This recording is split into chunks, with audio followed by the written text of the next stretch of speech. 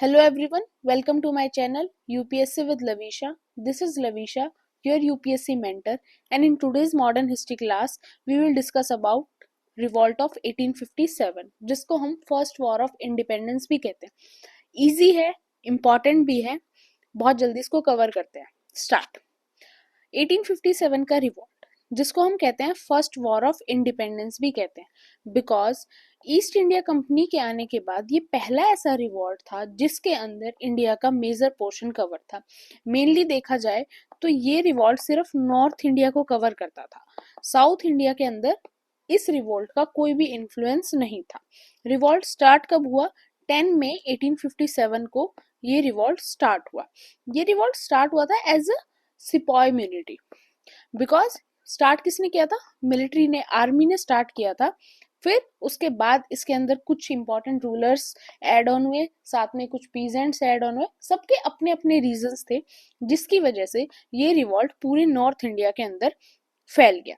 वैसे तो उस टाइम पीरियड के अंदर मुगल एम्पायर को रूल कौन कर रहे थे? बहादुर शाह जफर. वैसे तो उनकी एज हो चुकी थी, उनके पास कोई ऐसी पावर भी नहीं थी, बट फिर भी एज अ सिंबल उन्हीं को रिवॉल्ट का हेड बनाया गया. अब स्टार्ट करते हैं. पहले देखते हैं रिवॉल्ट के मेन कॉजेस क्या थे. कुछ कॉजेस थे जो काफी ईयर्स से चलते आ रहे थे, काफी ईयर्स से लोगों के मन में वो चीजें थी उस टाइम पीरियड तक, और वो सारी रिवॉल्ट ऑफ 1857 के अंदर निकल गई. और कुछ इमीडिएट कॉज भी थे जो उसी टाइम पर सामने आए, जिसकी वजह से भी रिवॉल्ट हुआ. पहले अगर पॉलिटिकल कॉजेस की बात करें तो ईस्ट इंडिया कंपनी की दो पॉलिसी थी. एक आपकी doctrine of lapse. Doctrine of lapse के अंदर क्या था? किसने इंट्रोड्यूस की थी? लॉर्ड डलहौजी ने इंट्रोड्यूस की थी, जब गवर्नर जनरल थे वो इंडिया के. अब डॉक्ट्रिन ऑफ लैप्स के अंदर क्या था कि कोई भी रूलर है, अगर उनके खुद के सन नहीं है, मतलब उनके खुद के बेटे नहीं है, अडॉप्टेड हैं, या फिर उनका कोई भी सक्सेसर नहीं है खुद का, तो जो भी एम्पायर वो होगा, उस एम्पायर को डायरेक्ट ब्रिटिश इंडिया के अंदर इंक्लूड कर दिया जाएगा. डायरेक्ट ब्रिटिशर्स उस एम्पायर को, उस रूल को, उस जगह को खुद अनेक्स कर लेंगे. जैसे आपका एग्जाम्पल है झांसी. बिकॉज झांसी की जो रानी थी, रानी लक्ष्मीबाई, उनका कोई खुद का सक्सेसर नहीं था, उनके जो बेटे थे वो भी अडॉप्टेड थे, इसलिए झांसी को भी ऐसे ही ब्रिटिशर्स ने अनेक्स किया. और आप एग्जाम्पल ले सकते हो सतारा का, वहां पर भी सेम सिचुएशन थी. दूसरी एक इंपॉर्टेंट पॉलिसी थी आपकी सब्सिडियरी अलायंस. सब्सिडियरी अलायंस किसने इंट्रोड्यूस की थी? लॉर्ड वेलेस्ले ने इंट्रोड्यूस की थी. इसको हमने हमारी पिछली क्लासेस में डिस्कस भी किया था. इसके अंदर क्या था कि ब्रिटिशर्स की परमिशन के बिना जो रूलर्स थे वो अपने एम्पायर के अंदर, अपने किंगडम के अंदर कोई भी हलचल नहीं कर सकते थे. उनको ब्रिटिशर्स से पूछकर ही कोई अलायंस बनानी पड़ेगी, ब्रिटिशर्स की ही आर्मी को मेंटेन करना पड़ेगा, ब्रिटिशर्स का रेसिडेंट अपने किंगडम के अंदर मेंटेन करना पड़ेगा. इस तरह से ये दो इंपॉर्टेंट पॉलिसीज थी जिनसे ब्रिटिश ईस्ट इंडिया कंपनी ने इंडिया की पॉलिटिकल सिस्टम को कंट्रोल करना स्टार्ट किया. और ये दोनों ही पॉलिसी ऐसी थी जो उस टाइम के रूलर्स थे उनको पसंद नहीं आ रही थी, जिसकी वजह से वो ब्रिटिश ईस्ट इंडिया कंपनी के अगेंस्ट थे. तो ये हो गया आपके पॉलिटिकल कॉजेस. अब बात करते हैं इकोनॉमिक कॉजेस. इकोनॉमिक कॉजेस पहले ये थे कि ये जो टाइम पीरियड था, ये टाइम पीरियड था आपका इंडस्ट्रियल रिवॉल्यूशन का टाइम पीरियड. और इसी की वजह से क्या हुआ, काफी इंडस्ट्रियल रिवॉल्यूशन वर्ल्ड के अंदर चल रहा था, जिसकी वजह से सबसे ज्यादा नुकसान किसको हुआ? ट्रेडिशनल इंडस्ट्रीज को, जो इंडियन हैंडीक्राफ्ट थे उनको. बिकॉज क्या हुआ कि जो भी ब्रिटिशर्स थे उन्होंने अपनी मशीन्स इंडिया के अंदर वो ले आए थे, और अब उन मशीन्स की हेल्प से वो क्या करते? रॉ मटेरियल इंडिया से कलेक्ट करते. जैसे कि कॉटन उन्होंने लिया, और फिर कॉटन के जो क्लॉथ्स हैं वो मशीन्स से बन गए, और फिर उन्हीं को एक्सपोर्ट भी कर दिया, और इंडिया के अंदर भी उन्हीं को डिस्ट्रीब्यूट कर दिया. जिसकी वजह से जो इंडियन हैंडीक्राफ्ट्स थे, जो इंडियन मेटल वर्क का काम करते थे, ग्लास का काम करते थे, पेपर का काम करते थे, उन सब का जो प्रोफेशन था उसके ऊपर एक क्वेश्चन मार्क लग गया, और जिसकी वजह से उनको काफी प्रॉब्लम फेस करनी पड़ी. इसलिए वो सब भी किसके अगेंस्ट हो गए? ब्रिटिश ईस्ट इंडिया कंपनी के अगेंस्ट. दूसरा इम्पैक्ट आया एग्रीकल्चर के अंदर. जो हमने 3 रेवेन्यू सेटलमेंट्स को देखा, उन तीनों रेवेन्यू सेटलमेंट से हमें पता चला कि जो पीजेंट्स थे, जो फार्मर्स थे, रायट्स थे, उनकी सिचुएशन एक लेवल अप ड्रॉप हो चुकी थी। उनके पास खाने के लिए कुछ नहीं था, एक फेमाइन की सिचुएशन क्रिएट हो गई थी, जिसकी वजह से वो भी ब्रिटिश ईस्ट इंडिया कंपनी के अगेंस्ट थे। अब मैंने यहाँ पे डिस्क्रिप्शन बहुत अच्छी तरह मेंशन कर दिया नोट्स के अंदर, बिकॉज ये क्वेश्चंस मेंस के अंदर आ सकते हैं, तो आपको कोई प्रॉब्लम ना हो। आप सिर्फ हेडिंग पिक कर सकते हो, लिख तो आप खुद भी लोगे। Then social causes of revolt of 1857। अगर हम सोशल कॉजेज की बात करें तो पहला यही कि ब्रिटिश ईस्ट इंडिया कंपनी ने रिलीजन्स के अंदर इंटरफेयर करना स्टार्ट कर दिया था। उन्होंने क्रिश्चियनिटी को प्रमोट करना स्टार्ट कर दिया था, साथ में वो हिंदू और मुस्लिम रिलीजन्स की जो प्रैक्टिसेस थी उनके अंदर भी काफी इंटरफेयर कर रहे थे। जैसे सती प्रथा थी, वो हिंदू रिलीजन के लोग उस टाइम पीरियड के अंदर मानते थे। हालांकि हमारे जो पुराण्स हैं या फिर हमारे एपिक्स है, उनके अंदर ये चीजें मेंशन नहीं है, बट फिर भी हिंदू रिलीजन के अंदर ये चीजें मानी जाती थी। और जब ब्रिटिशर्स ने इनके अगेंस्ट बात की तो उससे क्या हुए, लोगों के रिलीजियस सेंटिमेंट्स हर्ट हुए। एक रीजन ये हो गया। दूसरा रीजन क्या हो गया कि ब्रिटिशर्स अपने आप को बहुत सुपीरियर मानते थे। वो चाहे अपर क्लास इंडियन हो, चाहे लोअर क्लास इंडियन हो, कोई भी इंडियन हो, किसी भी कास्ट का हो, वो उसको अपने इक्वल नहीं मानते थे। वो इंडियंस को इलिटरेट समझते थे और बैकवर्ड समझते थे। इसकी वजह से भी काफी डिफरेंशिएशन आना स्टार्ट हो गए। अब अगर एडमिनिस्ट्रेटिव फैक्टर्स की बात करें तो आर्मी के अंदर बहुत ज्यादा डिस्क्रिमिनेशन देखा जाता था। जितनी अपर पोस्ट होती थी आर्मी, वो सब किसको मिलती थी, ब्रिटिशर्स को ही मिलती थी। और जो लोअर पोस्ट होती थी आर्मी के अंदर, वो किनको मिलती थी, इंडियंस को मिलती थी। और सेम डिफरेंस एक सैलरी डिफरेंस भी था, इंडियंस को सैलरी कम दी जाती थी और वहीं जो इंग्लिश लोग होते थे उनको सैलरी ज्यादा दी जाती थी। और अगर सिविल एडमिनिस्ट्रेशन में डिस्क्रिमिनेशन की बात करें तो इस टाइम पीरियड तक सिविल सर्विसेज का इंट्रोडक्शन हो चुका था, बट फिर भी जितनी अपर पोस्ट होती थी, कि फॉर एग्जांपल अगर आप पुलिस में भी बात करोगे तो दारोगा की पोस्ट तक ही इंडियंस को लेके जाया जाता था। अगर ऊपर की पोस्ट है, कोई भी एसपी की पोस्ट है, कमिश्नर की पोस्ट है, मैजिस्ट्रेट की पोस्ट है, वो कौन हैंडल करते थे, वो इंग्लिश खुद ही हैंडल करते थे। तो वहां पर भी काफी डिस्क्रिमिनेशन देखा जा रहा था, इसलिए सभी ब्रिटिश ईस्ट इंडिया कंपनी के अगेंस्ट थे। अब इमीडिएट कॉज क्या था 1857 रिवॉल्ट का?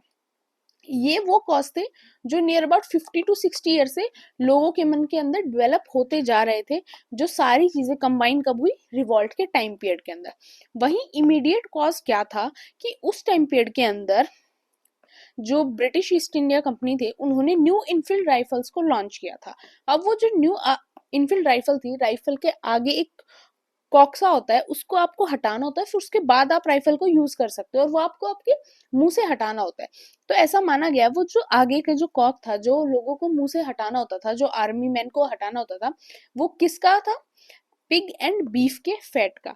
अब जब पिग की बात आई तो मुस्लिम्स के सेंटिमेंट्स हर्ट हुए, जब बीफ की बात आई उससे हिंदू सेंटिमेंट्स हर्ट हुए, और लोगों ने, जो आर्मी के अंदर लोग थे, उन्होंने उनको यूज करने से मना कर दिया।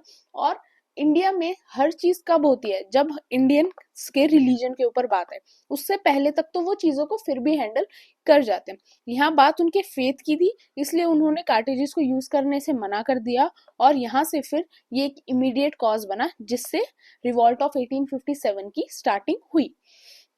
अब बात करते हैं क्या क्या इवेंट्स हुए। स्टार्ट हुआ कहां से, बैरकपुर से, जब 29 मार्च 1857 को मंगल पांडे, जो बैरकपुर के अंदर पोस्टेड थे, उन्होंने ब्रिटिश ऑफिसर के अगेंस्ट रिवॉल्ट करना स्टार्ट कर दिया। अब एज अ पनिशमेंट ब्रिटिशर्स ने क्या किया, ब्रिटिशर्स ने उन्हें हैंग कर दिया, उनको फांसी की सजा दी। जिसके बाद अब आप आज के टाइम पीरियड में देखो या जब के टाइम पीरियड में देखो, आर्मी के अंदर बहुत ज्यादा यूनिटी आपको देखने को मिलती है। उनके अंदर आपको टीम वर्क मिलता है, यूनिटी मिलती है, एक अपनी कंट्री के लिए एक फेथ मिलता है। अगर एक आर्मी मैन को कुछ होगा तो और बाकी जो है वो अटैक करेंगे ही, जैसा आज भी बॉर्डर्स के ऊपर आपको देखने को मिल जाता है। तो वो सेम सिचुएशन हुई, जब मंगल पांडे को फांसी दी गई, उनको हैंग किया गया, तो बाकी जितने आर्मी मैन थे, बाकी जितनी मिलिट्रीज थी, सिपाही थे, उनके अंदर भी क्या हो गया, एक एग्रेशन फैल गया, जिससे रिवॉल्ट स्टार्टिंग पर पहुंचा। फिर एक्टिविटी कहाँ स्टार्ट हुई, मेरठ के अंदर। कब, 24 अप्रैल को, जब 90 men of the third native cavalry, जो बिलोंग करते थे थर्ड नेटिव कैवलरी से, उन्होंने मेरठ के अंदर रिफ्यूज कर दिया, मना कर दिया किसको, कार्ट्रिजेस को यूज करने से, because of pig and beef fat. उनमें से फिर 85 को क्या कर दिया गया, डिसमिस कर दिया गया और 10 साल की सजा दे दी गई। कब, 9 मई, जिससे चीजें और ज्यादा बढ़ गई। और उसके बाद 10 मई से चीजें स्टार्ट हुई और 10 मई से आपका रिवॉल्ट ऑफ 1857 स्टार्ट हुआ। फिर क्या हुआ, जो मेरठ के आर्मी पर्सन्स थे, मैन, उन्होंने कहाँ मार्च किया, दिल्ली की तरफ मार्च करना शुरू किया। और उसके बाद क्या हुआ, वो दिल्ली गए। वहां पर जाने के बाद उन्होंने बहादुर शाह को, बिकॉज वो दिल्ली के एम्परर तो थे ही, as a respect, because Mughal empire last empire था जिसने पूरे इंडिया पे रूल किया था, तो एज अ रिस्पेक्ट सबने, हिंदूज ने भी और साथ में मुस्लिम्स ने भी, किसको, बहादुर शाह जफर को एज अ हेड अनाउंस किया रिवॉल्ट का। और उसी के उसमें कि हिंदूज भी बहादुर शाह को सपोर्ट कर रहे थे, इसीलिए उस टाइम पीरियड के अंदर जो काउ स्लॉटर था उसको भी बैन कर दिया गया। अब उसके बाद रिवॉल्ट स्प्रेड कैसे हुआ, इन द नेक्स्ट मंथ, जैसे मई से बाद जून में क्या हुआ, जितनी बंगाल आर्मी थी वो भी रिवॉल्ट के अंदर इंक्लूड हो गई। और ऐसे करते करते the whole of north and north west India was up in arms against the British. फिर चीजें सेंट्रल इंडिया की तरफ पहुंची और सेंट्रल इंडिया में कुछ ऐसे एम्पायर, कुछ छोटे छोटे ऐसे रूलर्स थे जिन्होंने फिर रिवॉल्ट को सपोर्ट किया। जैसे आपकी झांसी की रानी थी, झांसी की रानी कहाँ से थी, झांसी से थी। फिर आपका पंजाब का एरिया था, मेनपुरी, बुलंदशहर का एरिया था, मथुरा का एरिया था, आगरा, लखनऊ, इन एरियाज के अंदर वो चीजें फैल गई और इस तरह से चीजें स्टार्ट हुई। With the revolt in the army, the police and local administration also collapse. Army के बाद जो पुलिस सिस्टम था वो भी कोलैप्स हो गया और फिर जो लोकल लेवल पे एडमिनिस्ट्रेशन चल रहा था वो सब कुछ भी कोलैप्स हो गया।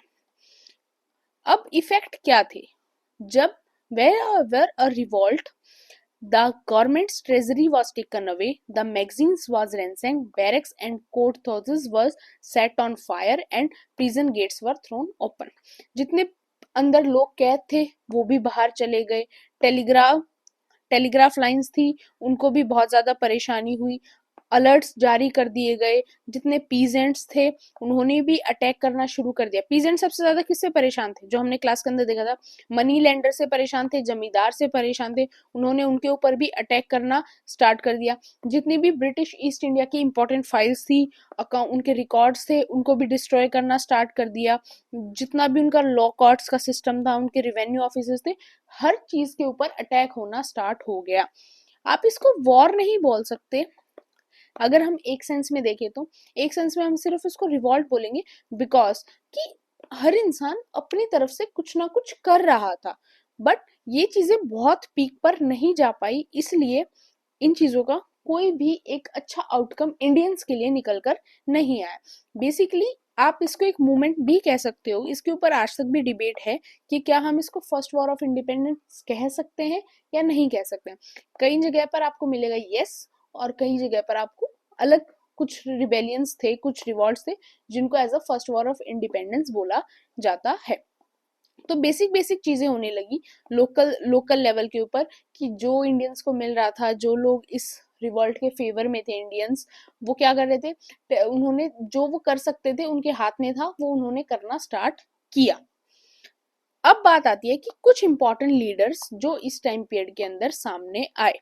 अब एक चीज देखा जाए तो maximum of the Indian rulers, जितने भी प्रिंसली स्टेट थी उस टाइम पीरियड के अंदर, इंडिया के अंदर मोर देन 500 प्रिंसली स्टेट्स थी, उनमें से मैक्सिमम प्रिंसली स्टेट ने रिवॉल्ट को सपोर्ट नहीं किया। और ये एक वन ऑफ द रीजन था कि रिवॉल्ट सक्सेसफुल नहीं हुआ, और ना ही साउथ इंडिया ने रिवॉल्ट को सपोर्ट किया। इसीलिए ये बोला जाता है कि ये फर्स्ट वॉर ऑफ इंडिपेंडेंस नहीं था, it is a mayor sepoy mutiny. अब कुछ लीडर्स बट जिन्होंने अपना कंट्रीब्यूशन दिया, बिकॉज वो बहुत ज्यादा इस चीज की वजह से सफर कर रहे थे। बख्त खान ने दिल्ली से, अब मेनली देखा जाए तो दिल्ली से सर्व कौन कर रहे थे as a leader, Bahadur Shah, but उनकी एज हो चुकी थी, वो कुछ हैंडल करने के कैपेबल नहीं थे, इसलिए रियल उस मैनर में किसने हैंडल की चीजें, बख्त खान ने हैंडल की, जिन्होंने सोल्जर्स को ऑर्गेनाइज किया और चीजों को स्टार्ट वहां से किया। इन्होंने अपनी जो सोल्जर्स को ऑर्गेनाइज किया उनके अंदर इन्होंने हिंदूज को भी इंक्लूड किया, मुस्लिम्स को भी इंक्लूड किया। बेगम हजरत महल थी कहाँ से, लखनऊ से, जिन्होंने इस रिवोल्ट के अंदर पार्टिसिपेट किया। अब उनके जो बेटे थे बिरजिस कदर, उनकी एज बहुत कम थी, तो उनके बिहाफ पर बेगम हजरत महल ने लखनऊ से रिवोल्ट को संभाला। और माना ऐसा जाता है कि अगर रियल उसमें देखें तो जो मौलवी अहमदुल्ला ऑफ फैजाबाद थे, उन्होंने ही सबसे इम्पोर्टेंट रोल प्ले किया था लखनऊ की तरफ से रिवॉल्ट को संभालने में।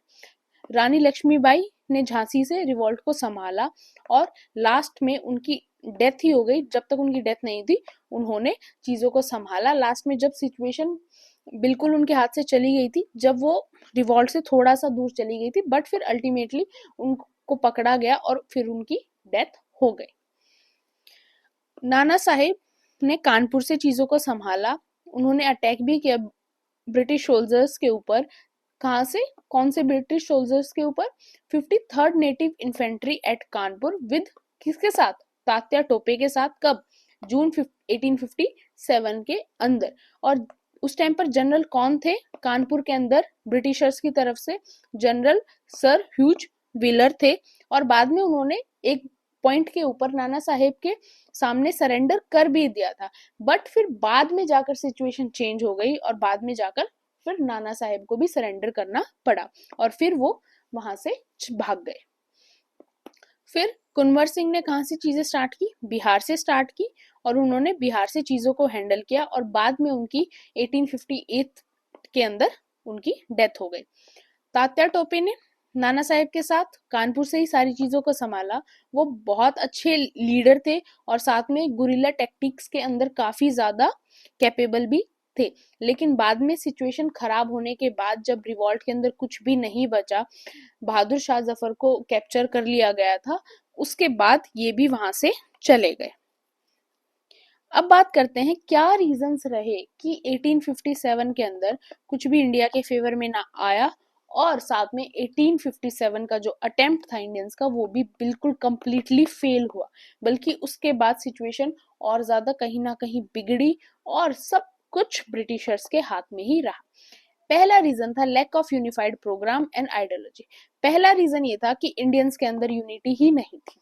बिकॉज आपको इंडियंस के अंदर यूनिटी भी नहीं मिलेगी, उसका मेन रीजन ये था कि हर इंसान अपने बेनिफिट के लिए, किसी को ये मतलब नहीं था कि हमें इंडिया को फ्री करवाना है इस कंपनी से, नहीं, सबके अपने मोटिव्स थे। पीजेंट के अपने मोटिव्स थे रिवेन्यू से रिलेटेड, आर्मी के अपने मोटिव्स थे कार्ट्रेजेस से रिलेटेड, रूलर्स के अपने मोटिव्स थे कि उनसे उनका किंगडम, उनका एम्पायर छीना जा रहा था। तो ऐसे करके सब अपने पर्सनल बेनिफिट के लिए लड़ रहे थे, जिसकी वजह से कोई यूनिटी नहीं थी।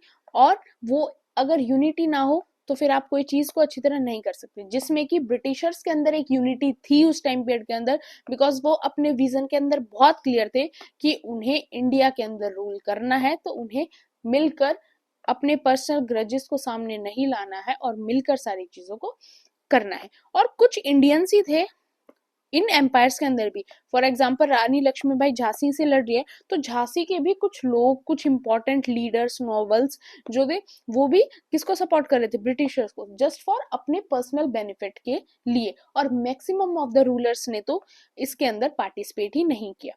अब एक आइडियोलॉजी की प्रॉब्लम क्या थी कि मैक्सिमम ऑफ द लोगों ने क्या सोचा कि कोई भी फॉरवर्ड प्लान तो है नहीं किसी के माइंड में, बिकॉज अब बहादुर शाह जफर थे, उनके हाथ में कुछ बचा नहीं था, उनकी एज हो चुकी थी, उनके बाद भी ऐसा कोई सक्सेसर आने वाला था नहीं, तो एक प्रॉपर कोई प्लानिंग नहीं थी, लैक ऑफ प्लानिंग। कि रिवॉल्ट स्टार्ट तो हो गया, ऐसे ही एक जगह से स्टार्ट हुआ, मार्च स्टार्ट हुआ मेरठ से, बट किसी ने कोई प्रॉपर प्लानिंग नहीं की, कोई एक प्रॉपर आपका सिस्टम नहीं था। और बिना प्लानिंग के तो कुछ भी नहीं होता, बिना प्लानिंग के तो आप यूपीएससी भी क्लियर नहीं कर सकते, बिकॉज आप प्रिपरेशन करने से पहले क्या करते हो, पहले सिलेबस की स्टडी करते हो, फिर आप देखते हो आपका कौन सा सब्जेक्ट वीक है, कौन सा सब्जेक्ट आपका वीक नहीं है। बट उस टाइम पर उनकी कोई प्लानिंग नहीं थी, कोई प्रोग्राम नहीं था, कोई एक परफेक्ट आइडियोलॉजी भी नहीं थी और ना ही यूनिटी थी। उसके अलावा क्या हुआ, जितने एजुकेटेड इंडियंस थे, जिनको ब्रिटिशर्स ने ही एजुकेट किया था, उन्होंने रिवोल्ट के अंदर कोई भी इंटरेस्ट नहीं दिखाया, बिकॉज उनका भी ये मानना था कि जो रिवोल्ट है वो काफी बैकवर्ड उसके अंदर चल रहा है और रिवोल्ट का कोई भी एंड रिजल्ट नहीं आने वाला, साथ में military superiority of the British. अब जो आर्मी तो ब्रिटिश की थी बट उसके अंदर लोग कौन थे, इंडियंस थे। मैक्सिमम ऑफ द उस टाइम बिफोर 1857 अगर आप ब्रिटिश की आर्मी देखोगे तो उसके अंदर इंग्लिश से ज्यादा कौन मिलेंगे आपको, इंडियंस ही मिलेंगे। और वो इंडियंस क्यों शामिल थे, बिकॉज ब्रिटिशर्स उनको एज सैलरी अच्छी देते थे, उनका खाना पीना चल रहा था, इसलिए आर्मी ने भी, जिन आर्मी सिपाहीज ने, जिन आर्मी इन्फेंट्री ने उनके अगेंस्ट रिबेल नहीं किया, वो सभी किसके सपोर्ट में थी, ब्रिटिशर्स के ही सपोर्ट में थी। तो ये कुछ इंपॉर्टेंट चीजें रही। और अगर आप एड ऑन करना चाहो तो आप कर सकते हो lack of technology, lack, because जो ब्रिटिशर्स थे उनके पास आर्मी भी थी, साथ में उनके पास एडवांस टेक्नोलॉजी भी थी जो इंडियंस के पास नहीं थी। उनके पास टेक्निक्स थी जो इंडियंस के पास नहीं थी, उनके पास स्ट्रेटेजी थी जो इंडियंस के पास उस टाइम पीरियड के अंदर नहीं थी।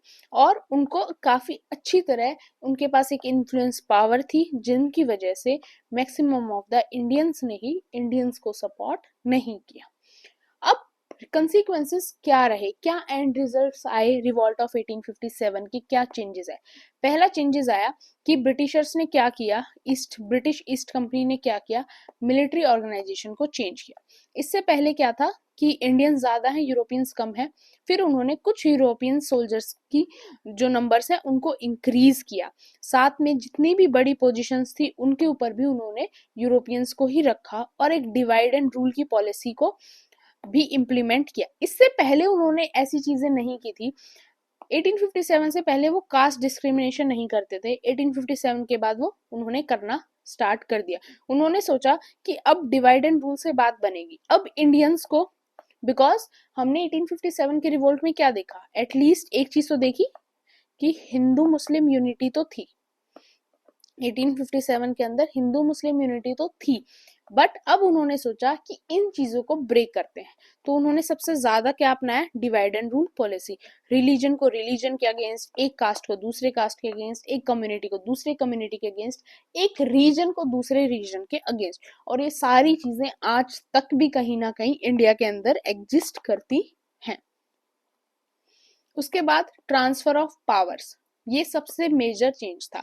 अब हमने कल चार्टर एक्ट ऑफ 1853 तक देखा था। अब उसके बाद डायरेक्ट 1857 के रिवोल्ट के बाद एक एक्ट आया ब्रिटिश गवर्नमेंट की साइड से, ब्रिटेन से।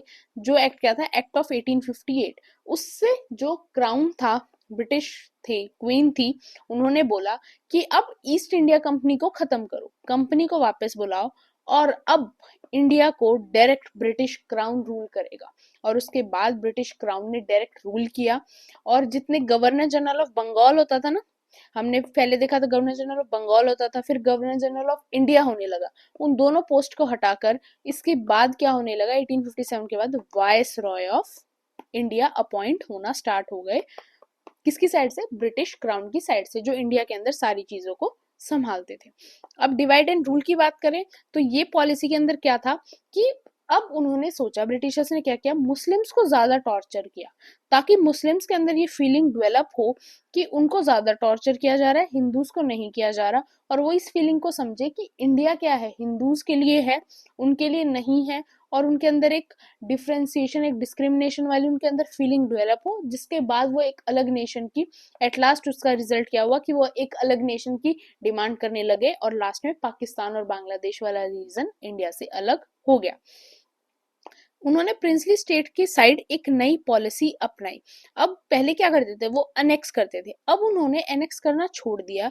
उन्होंने रूलर्स को अपने फेवर में रखा, एक फ्रेंडली रिलेशनशिप डेवलप किया। अब वो उनके साथ ज्यादा फ्रेंडली रहने लगे, और उन्होंने जो डॉक्ट्रिन ऑफ लैप्स से उन्होंने करना स्टार्ट किया था कि यस किसी का सक्सेसर नहीं है तो उन चीजों को ब्रिटिश के अंडर आ जाएंगी, वो चीजें भी उन्होंने ड्रॉप कर दी।